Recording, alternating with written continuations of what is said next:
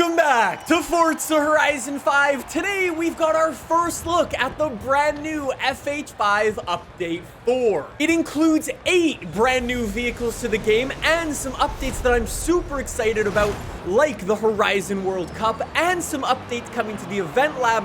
But unfortunately, we also got some news of some updates that won't be happening. We're going to talk about everything in this video, so sit back and relax. This is going to be a cool one. Real quick though, if you are new to the channel, every time a new car gets added into Forza Horizon 5, I always make a video on it showcasing what it's like to drive, what upgrades it has, if there's any customization and so on. So if you want to see any of those videos, make sure you subscribe so you don't miss them. Anyways, let's start this up with these 8 brand new Forza Horizon 5 cars.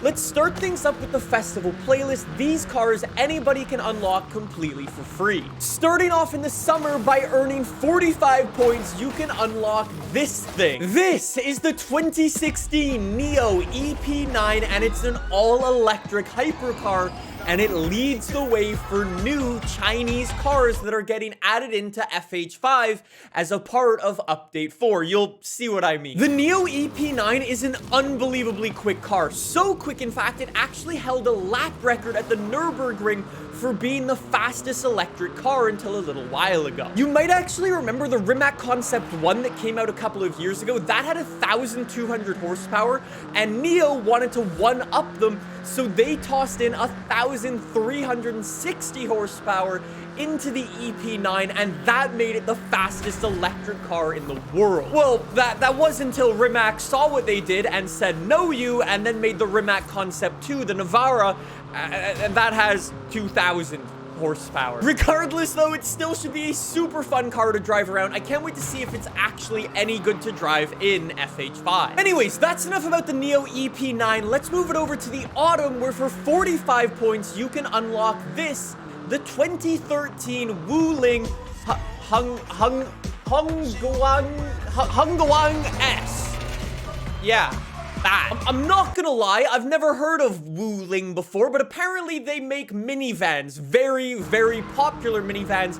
They are one of the most popular vehicles in all of China. This particular one, though, has a 1.2 liter engine, a 5-speed manual transmission, and 82 horsepower. Luckily, though, the developers actually already confirmed there's a whole bunch of engine swaps available for this thing, so I'm just saying 2JZ swapped Wuling minivan. That sounds good to me. Anyways, moving away from the Wuling over to the winter, for 45 points, again, you can unlock this. The 2012 Porsche 911 GT3 RS. You might actually recognize this thing from some previous Forza games. It was in Forza Motorsport 6 and 7, Horizon 2, 3, and 4. It should be a fun vehicle to mess around with. Fingers crossed for some nice customization on it. We'll have to see what's available come the winter. Last but not least, for the free vehicles getting added into Forza Horizon 5 this month, in the spring for 45 points, you can unlock this, the 2015 MG MG3. Yes, MG is a Chinese company now, and with it comes this. For those of you who don't know, MG back in the day was one of like the most British of British companies ever. That was until it was recently purchased by a Chinese company. And I'm not even joking, today MGs are actually made in China and then shipped over to the UK and sold as MG. The MG MG3 has been such a massive success. Prior to this, I had never heard of him. Yeah, I'm not gonna lie, I thought MG went bust and didn't make anything anymore. As it turns out, that's not true. Just nobody buys their cars anymore. Those are the 4 free cars that are coming to Forza Horizon 5 next month. One's getting added into the game every single week. Like I said, I'll be making a video on each of them as they come out, so subscribe and be on the look for those. That's not all the new cars, though, because we've got 4 cars coming to the car pass, again, one every single week.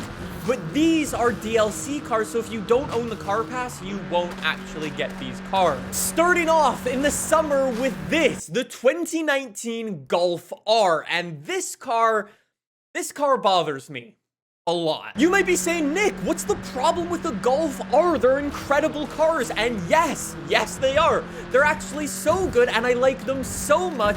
I own a Golf R, well, sorta, a Golf R32, the old Golf R with a V6 engine in it. This bothers me for another reason though, because this is the 2014 Golf R, and this is the 2019 Golf R. Let's just play a game of Spot the Difference. Oh wait, they're basically identical. Both of these versions are the 7th generation of Golf R. What bothers me the most is that recently the 8th generation of Golf R came out that looks completely different, has a bunch of different modes, and is all around a really, really cool vehicle that we haven't yet had the chance to experience in a Forza game. And that's not even the part that bothers me the most. The part that bothers me the most is that you need to pay real money for this. This is a part of the car pass, so it's not free for everybody. Long story short, it's basically the same version of a car that we already have in the game, and you need to pay actual money for it. I love you, Golf R, but this thing should at least be free. Anyways, let's move away from a car that really bothers me to a car that I'm really, really excited about. This is the 2005 MG X-Power SVR. And yes, that same MG company that made that shitbox makes this muscle car. Well, it sort of makes this. It's essentially a Mustang with a different body put on it, but is really, really cool. This thing has a big old V8 engine in it. It's got nearly 400 horsepower in it. And fun fact, the guy who designed the X-Power also designed the McLaren F1. I mean, I think he was having a rough day when he designed the X-Power, but it's still cool. Kinda. I'm actually really, really excited to jump into this thing and try it out for myself. I'm really hoping for some cool customization. Wink, wink, diesel swap. That would be a lot of fun. We will have to see, though. This car comes out in the autumn. And again, moving away from a car that makes me very excited to another car that makes me very excited is this thing. This is the 1992 Mazda 323 GTR, and this is a proper little rally car. Before the days of the Subaru STI, the Mitsubishi Evo, the GR Yaris, and things like that, you had this, the 323 GTR. It's a tiny little hot hatchback, all-wheel drive, big old vents coming off the thing, upgraded steering wheel on the inside. This is a proper little rally car from the 1990s. One of my favorite things in any game. Obviously not confirmed just yet, but I'm saying this is definitely gonna have some awesome upgrades that's gonna turn this tiny little car into an absolute rocket ship. I cannot wait to try it out. Last but not least though, for the car pass, the paid DLC cars is this, the 2010 Porsche 911 Sport Classic. And again, I don't really understand why this car is in the car pass. This car you might remember from Forza Motorsport 3 and 4. Now it's making its return in Horizon 5. Don't get me wrong, this is an awesome car. It's got a 3.8 liter flat 6 naturally aspirated engine producing like 400 horsepower, and if you ask me, probably one of the best looking 911s ever made. What I don't understand though is why we're getting an old car from a previous Forza game included in the car pass, which is usually reserved for all new cars for Forza. So I'm a little bit confused on that. It's an awesome car, but I definitely understand people who won't be happy to see this in the car pass instead of added in for free. So there you go. Those are all 8 vehicles that are being added into Forza Horizon 5 this month. Definitely we'll call it an interesting month. I love the addition of Chinese cars that I've never actually heard of before.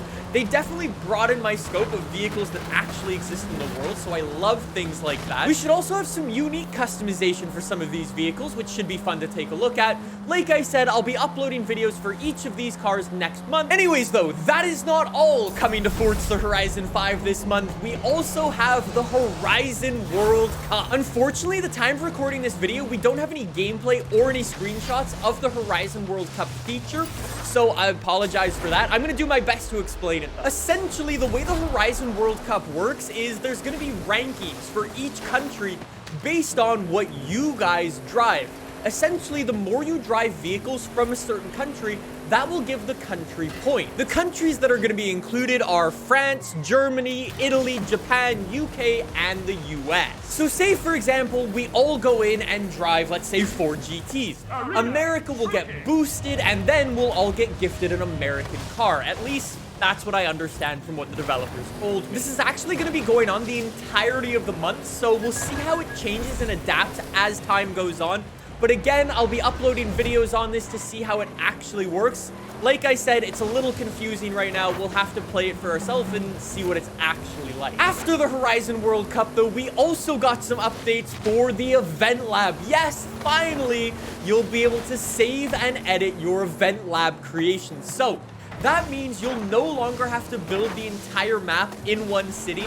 You'll be able to save, come back later, and continue working on it, which is so good. There's also going to be some new world updates coming to the game. There's now going to be party decorations scattered around Mexico and some new PR stunts and races. And last but not least, the developers actually confirmed 2 things that they won't be working on. Number 1, the Toyota Supra. The Supra from 1998 actually has a glitch with it. Usually when you're driving an interior view, you'll see your character shifting through all of the gears. With the Supra though, there's a glitch and there's no gear shift animation. The developers said they're not gonna fix that. The developers also said they won't be fixing / updating or making the convertible roofs work for vehicles like the Honda S2000, Mazda MX-5 from 2016, 2013, or the Mercedes SLK55 AMG. None of those are going to be getting convertible roof updates, which is really disappointing. So there you go. That's everything that you need to know about Forza Horizon 5 update number 4. 8 awesome new vehicles getting added into the game. Super unique stuff that I never really expected to see in the game. The Horizon World Cup sounds really cool, but I want to see it for myself to see how it actually works and stuff. And the Event Lab getting some awesome, much-needed improvements. I cannot wait for this update to drop. And like I said, I'll be covering it next week, so be on the lookout for that. Subscribe if you want to see it. Thank you so much for watching. I'll see you guys soon. See you then. Bye!